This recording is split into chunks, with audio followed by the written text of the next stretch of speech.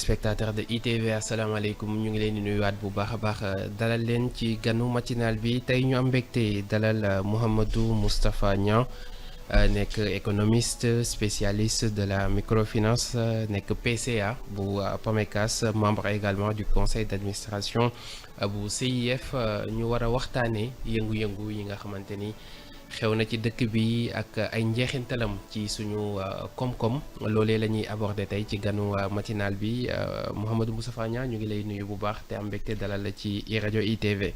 merci monsieur Kandi ñu ngi lay nuyu di la ziar di am mbégte aussi di ñëw toujours ITV pour participer ci débat yi nga xam ne dafay intéresser le Sénégal. Alors ñu gis jamono ji dëkk bi xawoon yëngatu lool ak manifestation yu violente mais également doonul rek tey parce que mën nañ ni depuis 2021 bi mbirum Sweet Beauté yëngatoo di wàllu justice mais également ci géew politique bi ak manifestation yi nga xamante ni xew na ci bëri na lu dëkk bi xaw a tekkaaral rawatina ci wàllu la ñuy liggéey ak li ni mel. yooyu lay xew-xew yan njeexintal lay am ci suñu koom-koom.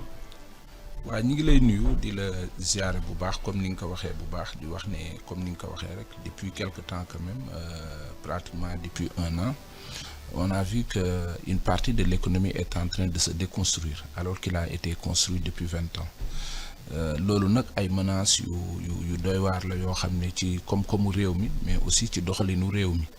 moo tax li ñuy jiital d'abord mooy ñi nga xam ne dañ ci ñàkk seen bakkan vraiment ñu ñaan yàlla xare leen àjjana ñi nga xam ne aussi dañ ci gaañu ñu ñaan yàlla defal leen wér ñi nga xam ne aussi dañ ci ñàkk seen alal tamit nga xam ne ay liggéeykat la woon dajale depuis 20 ans 15 ans 30 ans ñu construire une économie et subitement des manifestations ñëw yàq lépp loolu aussi dafa doy waar.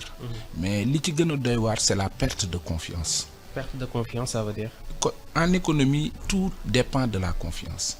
Confiance mooy lan mooy ne ki nga xam ne dafa nekk bitim réew tey jàpp ne am na ku bëgg ceebam au Sénégal mu xam ne à 100% il ne peut pas être sécurité mais bu amee confiance jusqu'à 20% mun na indi ceebam jox ko mu jaay ko. su fekkee ne dëwlin la même chose bu dee fer bu dee leneen wala muy matière première ba ci relation yi nga xam ne c'est des relations d'investissement et de partenariat et même de placement des fonds ci confiance lañ koy defee ndax tey ki nga xam ne daf lay lebal su fekkee ne réew mi wóorul daf naan la yaa ngi may fay un taux d'intérêt de 20% wala 10% wala 15% wala 7% donc plus que dëkk bi di gën a ñàkk a wóor taux d'intérêt yi di gën a bëri mais surtout aussi les assureurs gis ngeen ne tourisme bi fan yi bu ngeen laajee ñi nga xam ne ñoo nekk ci tourisme ça je vous invite à le faire. Vous allez comprendre que ñi ngi jëm vers des moments de tourisme mais pratiquement des gens ont déprogrammé dans tous les hôtels nit ñi ngi commencé di déprogrammer seeni séjours donc loolu nag dafa bëri ay conséquences yi d'abord ku nekk xam na ne réew yi gën a développé ci àdduna c'est surtout la restauration qui porte les 40 à 45% de l'emploi. Mais aujourd'hui gis ngeen ne loolu bu fekkee ne dafay dem côté restauration bi gis ngeen ne kenn dootul ñeme génn duñ ko fréquenter tourisme ku nekk xam na ne dafa nekk benn levier bu important ci artisanat dafa nekk aussi ci yeneen secteurs yu bëri yoo xam ne da koy doxal ba ci assurance. tey di ngeen gis ne les assurances vont augmenter les risques c'est-à-dire ils vont prendre le niveau de risque très élevé loolu nag dafay cheral denrées yi dafay cheral yëpp en dehors des ruptures aussi des denrées yi nga xam ne d'ici bientôt il faudra y penser. alors ñu gis ni bu yëngu-yëngu yi amee ñu bëri ci askan wi duñu dem liggéey presque Sénégal day tourner comme mën nañ ko wax au ralenti. ñi nga xamante ni ñoom ñoo di liggéeykat yi duñu dem tey bu ñu doon xayma perte yi ci nan lañu ko mën a xayma. non perte yi pour le moment c'est visuel c'est-à-dire xayma bi nag maintenant dafa am ay services yoo xam ne ñoom lañ ko jox c'est-à-dire pour ne pas aller à la vite. ngay wax loo xam ne nii peut-être doo ko maîtriser xam nga économie nit ñi dañuy foog ne li ci ëpp doole mooy chiffre yi déedéet c'est d'abord le comportement des gens. C'est le comportement, c'est vraiment la capacité de s'épanouir dans ton propre pays. Loolu mooy économie. C'est le fait de s'écouter et d'aller vers des convergences d'esprit et de rapprochement des cœurs. Parce que l'économie, c'est la paix. L'économie, c'est de lutter contre la pauvreté. L'économie, c'est de créer la prospérité. l'économie c'est la protection du peuple et de l'humain. L'économie c'est la protection de la planète. li ñuy wax les 5 P yi nga xam ne soo ko respecté wul tu ne peux pas aller vers le développement. C'est d'abord le peuple. C'est-à-dire tout ce qu'on fait bu fekkee ne jàpp nga ne li ngay def am na bu sottee day yàqal nit ñi jàppal ne tu fais reculer l'économie. su fekkee ne li ngay def bu sottee dafay yàqal alam gi muy planète bi muy géej gi muy forêt bi muy jaww ji muy lépp. mu naan la protection de la planète xamal ne yaa ngi yàq économie bi. su fekkee ne vous ne contribuez pas à la prospérité yaa ngi yàq économie bi. su fekkee ne ce que tu fais ne permet pas à la pauvreté de reculer yaa ngi yàq économie bi mais surtout la paix. su fekkee ne jàmm amul moom c'est fini. fu jàmm amul mënul ñàkk économie mënul am sans jàmm. non jàmm mooy plier économie. jàmm mooy fu jàmm amul économie du fa am. y a des pays très riches Libye mi ngi fi gis nañ li ñu doon dund. soo demee tey jii nii da ngay xam ne demal nga dem Éthiopie demal nga dem Soudan Côte d'Ivoire gi gis ngeen li mu subir il y a 12 ans j'ai eu am naa chance di voyager lu bari ci dëkk yooyu mais soo demee dëkk yooyu waxuma la mu fa yàq.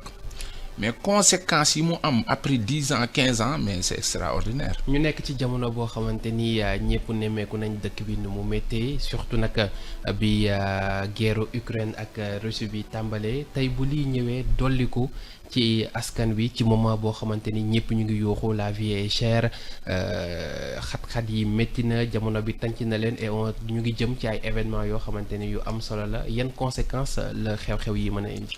Il y aura 2 choses. Il y aura les effets d'abord, après les conséquences. yan effets yi. effets yi jot mooy bientôt di ngeen sentir ne bientôt c'est-à-dire la chaîne de distribution des denrées sera coupée. Comment? Oui, bientôt parce que boo demee fi mu nekk nii am na ñoo xam ne amatuñu bouteille de gaz mais bu fekkee ne dëkk bi amatul sécurité kan mooy jël camion gaz di ko séddale. kan mooy jël bu fekkee yow mën nga denc télé ci sa biir magasin ñu daaj ko jël ko kan mooy jël camion ceeb di romb mbedd mi.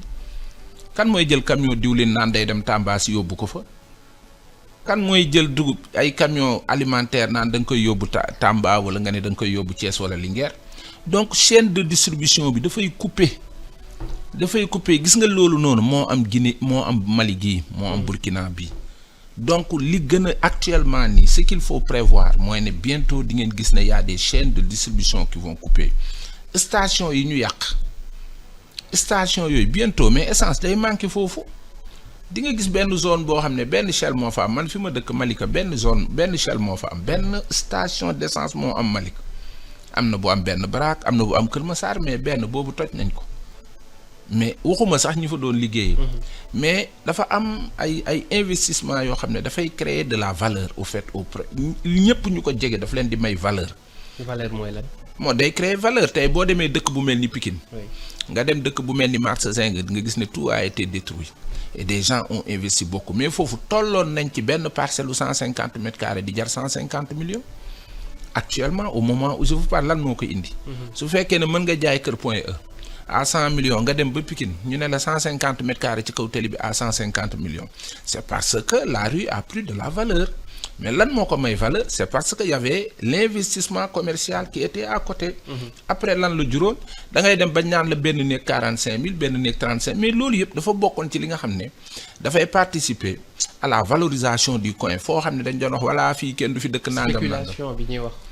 waaw pas spéculation c'est le marché. c'est le marché au fait parce que bu ñu demee ba un terrain mën a jar 150 000 francs 150 millions à Pikine wala 100 millions parce que tout simplement benn banque dafa bëgg a installer foofu mais à côté de la banque ce qu'on appelle les zones sécurisées assurance day ñëw ci wetam commerce bi day ñëw ci wetam mais ñooñu duñu dëkk fu sori suñu paree dañuy jël ay appartements à côté ñu fay liggéey loolu mooy créer de la valeur loolu mooy créer de la richesse loolu mooy créer de l'emploi maintenant bu ñu deful loolu lan lay jur dañuy dem comme les zones de France tey jii boo demoon Paris am na fa milieu yoo xam ne doo fa fekk banque doo fekk dara parce que tout simplement c'est des zones d'insécurité et de non-droit léegi lan mooy xew ñi xamoon Dakar bu njëkk ba gisoon nañ ne banque yëpp place de l'indépendance lañ nekkoon.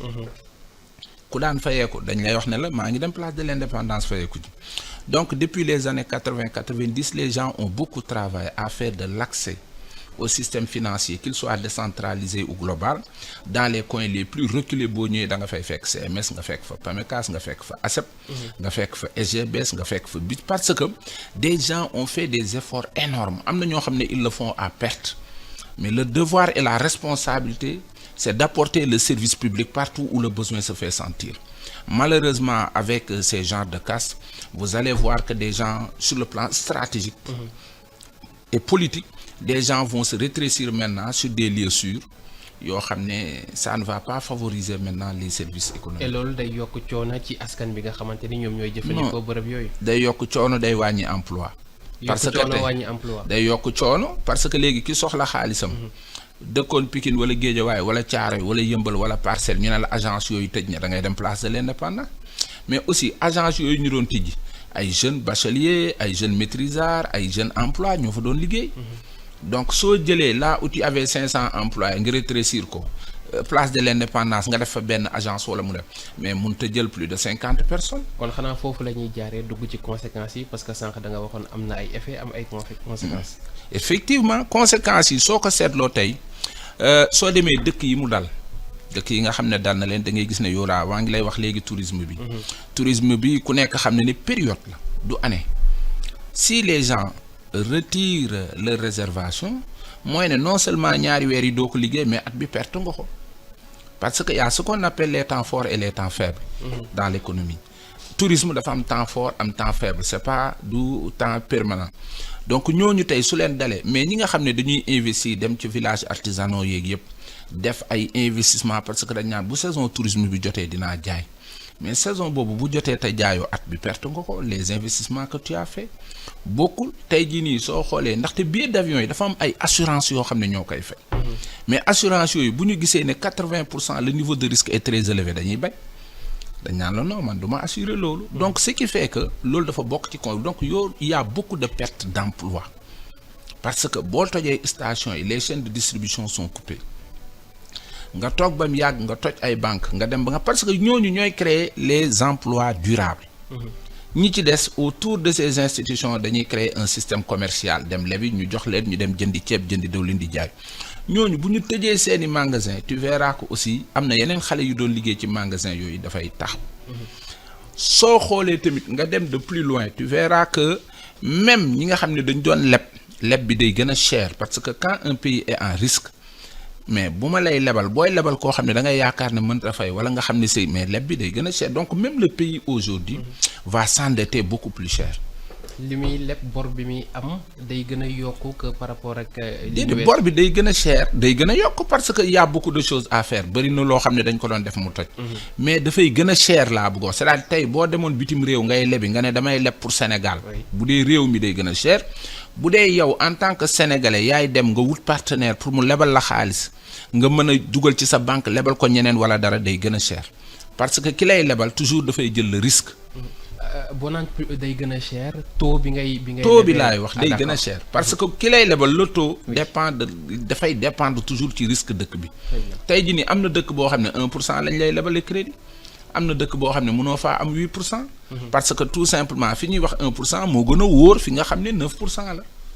donc c'est le niveau de risque qui est élevé dafay déterminer sur le taux d'intérêt. ce qui est valable pour banque yi nga doon wax léegi ak station yi est-ce que mooy valable également ci grande surface yi nga xamante ni attaqué nañu ko piller ko également ou bien c'est beaucoup plus compliqué que ça. non xam nga des fois am na structure yoo xam ne nii dëgg la boo leen yàqee tu vas éliminer des emplois hein. Tu vas créer aussi beaucoup d'opportunités parce que dafa am y a ce qu'on appelle tey boo jëlee fu mel ni Auchan je ne le défends pas mais c'est une chaîne de valeur c'est-à-dire am na fi au moins 60 à 70% boo xam ne li muy jaay ay sénégalais ñoo koy liggéey yóbbu ko fa di ko fa jaay donc ñooñu noonu seen activité day arrêté même bu fekkee ne am na 40% boo xam ne daf koy importer peut-être de la fromage ay affaires yooyu mais am na 70% am na 60% boo xam ne ay sénégalais ñooy defar di ko fa yóbbu ay sànqal ay sunguf ay nangam di ko fa yóbbu di ko fa jaay donc loolu dafay arrêter mais soo seetaatee aussi leneen di nga gis ne ci liggéey yi nga xam ne ñu ngi koy envisager di ko def muy tey damay joxe rek exemple bu ndaw nit ñi dañ koy def te xamuñu ko. moo di souvent da ngay dégg ku ne la démb mairie bi toj nañ ko. mais mairie bi soo ko tojee parce que da nga mere maire bi mais tu donnes l'opportunité au maire de gagner encore de l'argent. ci naka boo tojee maire bi nga yàq chaise yi daane yëpp moom bu ñëwee semaine bi xam nga lan lay defaat. li muy njëkk a def day def benn demande de renseignement de prix ne nañ pentiraat maire bi. nañ changé waat verre yi nañ changé waat salon yi nañ jëndiwaat ay table nañ ma changer le bureau mais tu vas te rendre compte que moom il va encore dépenser 200 millions pour s'équiper. boo demee université nga yàq bus yëpp mais l'université COUD démb le ministre a été là-bas xam nga lan moo ciy topp. bon bientôt nañu def ay demande de renseignement de prix yu gaaw pour jëndaat ay bus defaraat restaurant bi nangam mais c'est de l'argent qui va partir. xaalis boobu kenn ci ñun du ko jugee ci sa poche te état wax nañ ko état du saraxe du maye xaalis bi muy jël ci nit ñi rek la koy jël ay taxes la c'est des impôts c'est des choses que yoo xam man yow keneen ñun ñoo koy fay ñu jëlaat ko concentrer ko à des dépenses qu'on avait déjà fait. Donc loolu tamit nit ñi il faut ñu bàyyi ci xel des fois di nga xool jàpp ne yaa ngi yàqal diw fekk peut-être sax yow da nga koy mën ndax moom lu mu bëggoon moom il voulait engager des dépenses il a vu que ici tout est nickel aw ma dara lu ma def donc peinture laa mën a def nga xëy lakk chaise yi defaat yëpp danaan c'est bon bàyyi léegi ma dem commander waat yëpp. kon li xale yi di def yaakaar ni ñoom yàq la plutôt dañuy may ñi nga xamante ni ñoom ñoo nekk ci nguur gi li ñu bëgg. ah mais bien sûr boo ñëwee nga fekk nit nga yàq fi mu nekkoon yëpp mais da koy defaraat. defar boobu c'est de l'argent tu lui donnes l'opportunité d'engager d'autres dépenses un maire qui devait aller faire de l'électricité qui devait faire des investissements sur l'école sur le district sanitaire nangam nga toj maire bi mais day jëlaat 200 millions dem defaraat maire bi. loolu aussi la ñu mën a wax ci BRT bi nga xamante ni yenn ci bërëb yi yàq nañu ko TER bi également gisoon nañ ni song nañu ko yooyu yëpp day ñëw répercuté wu ci askan. non loolu je pense que c'est des erreurs vraiment c'est des erreurs bon maintenant xam nga toujours bu réew mi bu ñuy jóg loolu laay wax dafay am ñetti pàcc. yan pàcc. day am koo xam ne moom peut-être il a des raisons socio-politiques. kenn ki danaan man de dëgg vraiment réew mi ni muy doxee neexuma dama war a jóg manifester wu loolu lu légal la ci dëkk bon dina am koo xam ne day dégg riir bi di ngeen gis ne y a beaucoup d'enfants qui ont 12 ans 13 ans yu nekk ci mbedd mi day dégg riir mi génn école topp ci mais am na koo xam ne dafa am volonté manifeste de nuire de chercher de l'argent sur cette affaire ou de détruire des choses yoo xam ne daf koy def à profit mooy ñuy songu banque yi yooyu dañ koy def gis ngeen Auchan yi daaj ji ceeb bi jël kooku da koy def ci lu mu xam da koy def ci lu tey ba kanam da koy def parce que liñ naan quand la sécurité recule le banditisme avance. soo demee tey nga dem ci dëkk yi nga xam ne muy ay Côte d'Ivoire ay yooyu da ngay gis ne les gens maintenant prennent leur sécurité da ngay dugg ci hôtel mu mel ni prison parce que ay policiers ngay fekk ñu yor ay armes taxaw ci bunt bi parce que bu ñu deful noonu nit ñi daw dugg ci hôtel bi donc loolu nag yàlla nañ ci yàlla musal. te loolu li koy indi yëpp mooy suñu demee ba nga xam ne les forces de l'ordre dañuy reculer c'est-à-dire bu ñu leen dugalee ci biir police mais les bandits dañuy am du champ léegi lu ñuy def après Auchan yi d'accord après station yi d'accord mais vous allez vous rendre compte que ne ils vont aller dans les maisons ñooñu politique ñoru leen dara ñoru leen ñoom dañuy lijjanti seen bopp ci situation bi donc ce qui fait que si on ne fait pas attention dinañ ko yóbbu foo xam ne ñiy jot a dem ci dëkk yi nga xam ne am na insécurité tey ji boo demee Mali nga dem Burkina nga dem Côte d'Ivoire nga dem ci dëkk yi nga xam ne traversé na foofu da ngay gis séquelles yi ba léegi les gens ni ñuy fayee gardiennage ni ngay fayee internet la ñuy fayee gardiennage pour assurer leur sécurité de leur maison écoles yi noonu la ñuy def pour assurer leur sécurité yéen ñii tey ji ni fu mel ni ITV c'est-à-dire montant yi ngay dépenser pour sécurité xajoon na feneen. c'est des montants supplémentaires. Oui, supplémentaires parce que tu es obligé d'assurer ta sécurité parce que la police n'est plus là c'est des zones de non-droit. Quand une zone est de non-droit mais l'insécurité avance le banditisme avance. Alors ñu gis également que jamono yee passé yëpp suñu gouvernement bi ñu doon wax jéego yi nga xamante ni def nañ ko ci wàllu koom-koom yenn saa yi même ñu wax taux de croissance bi nga xamante ni fii lañ koy natt ak fii la ñu ko bëgg a yóbbu ci at yi di ñëw li fi jot a xew est-ce que loolu également da koy nasaxal.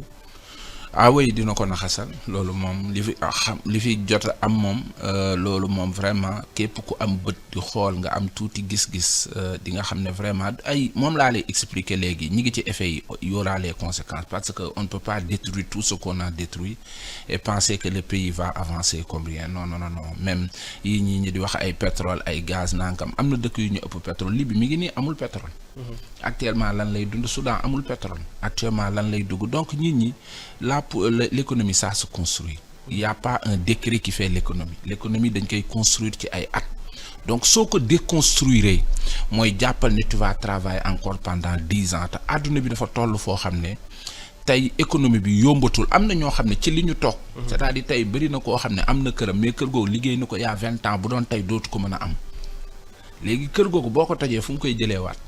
exactement c'est ça la vérité c'est-à-dire li ñu jot a am as néew. Sénégal xëy na am na moment y a 20 ans 15 ans am na fu mu tolloon Côte d'Ivoire am problème Mali am problème Burkina ñu bëri daw ñëw fii ñi jënd ay appartement ñiy def nii commerce bi dox Auchan yi dox surface Sénégal boo ñëwee le nombre de banques qui est là amul benn dëkk parce que l'argent circulait mais xaalis boobu du xaalisu Sénégal kese de. immeuble yi ngay gis Point E fu nekk nii ñuy jaay tu penses que c'est de l'argent tout ça non Sénégal dafa amoon benn moment boo xam ne da doon liggéey comme capitale mondiale comme Paris comme New York. Comme Madrid comme feneen parce que y avait beaucoup de gens suñu école internationale yi ñu yor au Sénégal mais y a combien de nationalités ñoo fi nekk di fi jàng les Sénégalais parfois ils sont à 40-50%. Donc loolu yëpp nag c'était quelque chose qui a été construit si ça se déconstruit c'est pour il faut attendre 20 ans encore ou 10 ans pour le refaire. et nan lañ ko mën a construire waatee. non bi ci njëkk d'abord mooy jàmm. Deuxième, parce que l'économie, c'est la confiance. Pour que bâtir une économie, tu as besoin d'avoir des gens qui s'écoutent. Les gens doivent s'écouter. S'ils ne s'écoutent pas, ils ne peuvent pas bâtir une économie. Parce que l'économie, dialogue là. Confiance, ñaari nit la ñetti nit la même bitik bi ubbi di jaay sax ki muy jaay ak kiy jaay dañuy war di waxtaan di déggoo bu ne ko lii kat baaxul mu nangu ne baaxul améliorer ko su ne ko li ngay jaay matul mu xam ne lii matul donc noonu la ñuy bâtir une économie bi ci njëkk mooy d'abord mooy li may wax toujours maintenant au Sénégal le danger mooy les gens ne s'écoutent plus chacun cherche à avoir raison. C'est-à-dire les gens duñ dégloonte. non les gens ne s'écoutent plus même booy déglu débat politique yi ku ci ne da ngay indaale sa raison ne raison bi de c'est-à-dire il faut ma wan àdduna bi ne maa am raison. C'est-à-dire chacun cherche à avoir raison. L'argument de la force. Chacun oui mais avoir raison coûte que coûte mooy lan am na koo xam ne yat lay yor. am na koo xam ne pour te montrer que j'ai raison daf lay tëj ci kaso bi. pour wane la li nga non donc l'argument de cette force-là c'est-à-dire le fait de vouloir avoir raison coûte que coûte dafay indi même parfois dafay convoquer yow nga indi force pour dire que j'ai raison. Est-ce que c'est ça? Est-ce que la raison c'est ça? La raison se passe dans la tête. On n'a pas besoin de forcer quelqu'un la raison. Mais lan lay jur mooy chacun de nous dit que j'ai besoin d'avoir quelqu'un de convaincu. Convaincu mooy lan? C'est un convaincu. C'est un con. C'est-à-dire tu fais tout pour convaincre un con. Xam nga lan lay indi? lan lay indi. Si vous avez, c'est-à-dire si tu fais tout pour convaincre un con. Après tu vas être avec ce con-là mais tu vas te rendre compte que même après yow li nga bëgg du la ko defal parce que foo ànd ak moom li nga ko wax day def ba ëpp def lu ko ëpp. mooy waral souvent les gens ne maîtrisent pas seen mbooloo duñ ko maîtriser. mooy waral souvent nit da ngay ànd ak nit naan non dama ne man lii waxuma ko mais ñoom ñoo ko def parce que tu as des convaincus. Est-ce qu'on a besoin dans la vie d'avoir des cons qui sont vaincus? Non. Vaincus lañ wax. mi ngi mel ni tey nga jël nit dóor ko mu daanu ana njàmbaar ba. Donc il faut que les gens reviennent à la raison gis nga dëkk ak économie suñ ko buggee defar il faut qu'on ait la patience de se faire comprendre. Je prends toujours le cas de Nelson Mandela. Nelson Mandela c'est-à-dire tey Afrique du Sud après Mozambique après Zimbabwe nga xam ni ci ay crimes de sang la jóge mais ils sont parvenus à faire aujourd'hui une économie. Il disait que je veux deux choses. Je veux laisser une Afrique du Sud unie où les jaunes, les blancs et les noirs vont s'asseoir sur une même table pour apprendre à l'école. Donc il a préparé les enfants waxul mag ñi de xale yi la wax mu ne je vais préparer un Afrique du Sud où il y aura un parti fort qui va le gouverner. Lan la jur ñaari aujourd'hui Afrique du Sud après 35 ans d'apartheid kenn waxatul apartheid mais deuxième bi lu tax parti fort parce que foofu quand le président Nassib c'est-à-dire yoon bi ñu ko teg daf ko wàcc parti bee koy wàcc. Vous avez vu Jacob Zuma. kan moo ko wàcce ANC. Vous avez vu que ni ñoom ce président c'est-à-dire AN parti bi mooy retirer mandat am waxuma la réew mi xeex de. réew mi du xeex justice du la topp le parti d'abord mooy retirer mandat am ne la wàcc retirer nañ sunu mandat wàccal Thabo Mbeki kan moo ko wàcce parti bi. Et ça c'est important.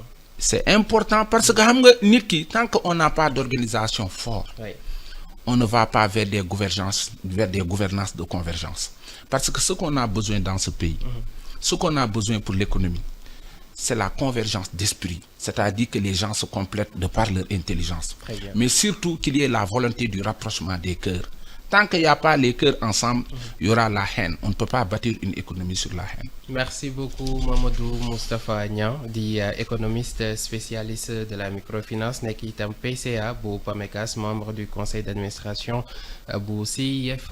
moom la ñu doon dalal ci ganu matinal bi waxtaanee njeexintal yi nga xamante ni yëngu-yëngu yi am ci réew mi am na ko ci koom-koom bi. ñu jaajëfal la bu baax, remercier la ci disponibilité bi. Merci monsieur Kandji, damay am toujours plaisir di ñëw ITV di participer di ànd ak yéen ci plateau yi di wax ne actuellement lu am solo la li ngeen di def, parce que je pense que bari na loo xam ne suñ ko waxtaanee nit ñi xam ci seen njariñ, foog naa nit ñi dina tax lu bari ñu xam ko ba duñu dugg ci lu ñu wartu dugg. Parce que bari na looy def mais xamoo conséquence bi, mais boo xamee conséquence bi vraiment yow ci sa bopp doo ko def. Donc ñu ngi remercier di ñaan yàlla réew mi yàlla delloo si fi jàmm, di appeler au leadership, aux responsables. Je pense qu'un leader, quand il dit que je vais directement, c'est-à-dire boo waxee ne man mënatuma ci dara rek, ça, tu n'es plus à ta place. Je pense qu'on est appelé à résoudre les problèmes du pays, quel que soit le niveau qu'on est. Très bien. Et quel que soit le niveau de souffrance qu'on a, on peut toujours oublier sa souffrance pour participer à l'intérêt du pays. Nous faisons appel, qu'il soit de l'opposition ou du pouvoir, pour qu'ensemble, qu'ils sachent que nous avons un pays à bâtir, nous avons des enfants à léguer ce pays que les anciens nous ont légué, et que par conséquent, on doit s'écouter pour parler et trouver des solutions pour le pays. Merci beaucoup, c'était l'invité de la matinale Fatima Kandiaye moo féete woon ci xarale gi, Mohamed Kandji la woon ci kàddu gi. Jox leen rendez-vous ëllëg incha allah ci beneen numéro.